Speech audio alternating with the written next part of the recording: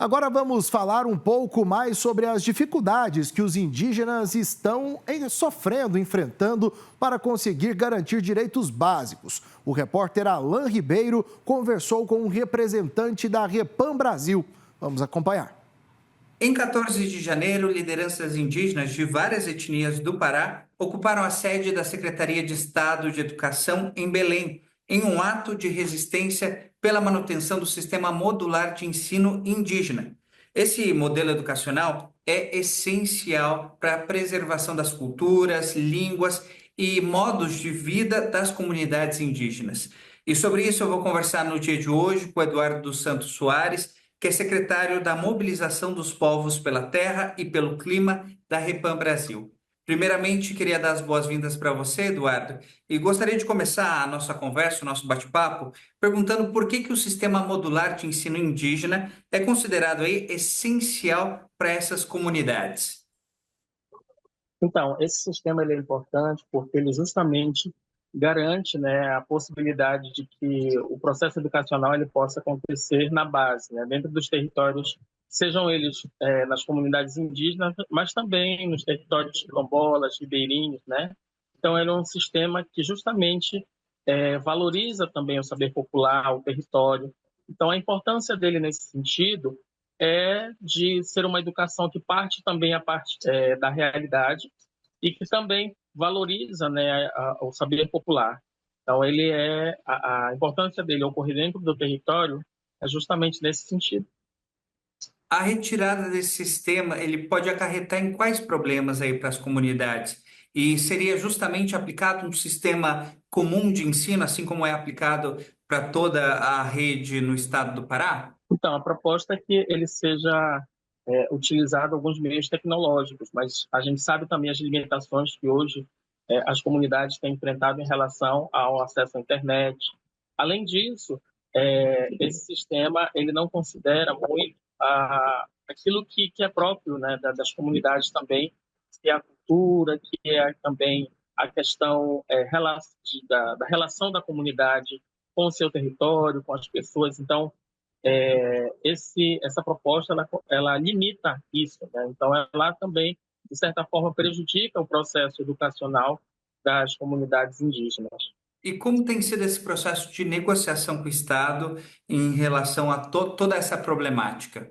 Então as lideranças indígenas têm buscado, né, fazer essa articulação, seja de forma direta ou também com a ajuda também de algumas organizações, como a própria OAB, a própria SDDH, que é a Sociedade Paraense de Defesa dos Direitos Humanos, o próprio Ministério Público Federal. Então, tem tentado essa via de diálogo para que, de fato, também se alcance, né, o objetivo justamente dessa ocupação, que é a revogação dessa lei.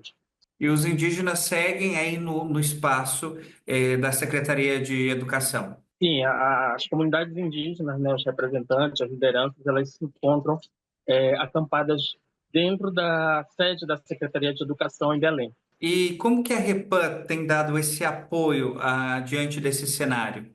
Então, a Repam, ela justamente continua, né, a sua missão junto às comunidades tradicionais, os povos da Amazônia, no sentido da defesa dos seus direitos.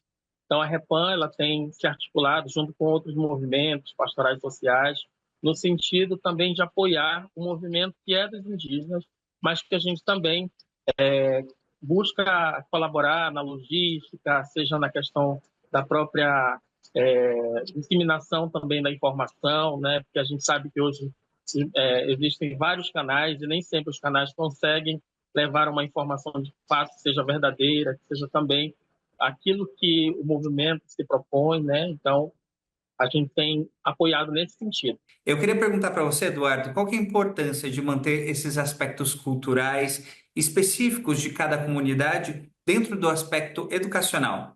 Então, cada comunidade ela tem uma vivência que diferencia uma da outra, né? E existem elementos que nem sempre é comum entre as comunidades. Então, por isso que é importante se manter um sistema que dialogue com a comunidade, que dialogue com o território e que compreenda essas questões e, a partir desses elementos, possa justamente promover uma educação de qualidade dentro do território indígena. Porque hoje a gente sabe que também existem várias línguas dentro desses territórios, e aí é preciso considerar também que, assim como a língua, o próprio costume, ele varia de comunidade para comunidade. E aí, quando a gente torna isso padronizado, a gente acaba também ferindo aquilo que é próprio daquela comunidade, daquele território. Eduardo, eu agradeço a entrevista. A gente se solidariza na causa, né, justamente para que eles possam ter preservado aí no ensino, na educação, aquilo que são as raízes, aquilo que são as culturas. Então, a gente, né, se solidariza a toda essa questão, a toda essa manifestação feita pelas comunidades aí em Belém. Agradecemos também. Muito obrigado, Alan, também ao Eduardo aí pelas explicações.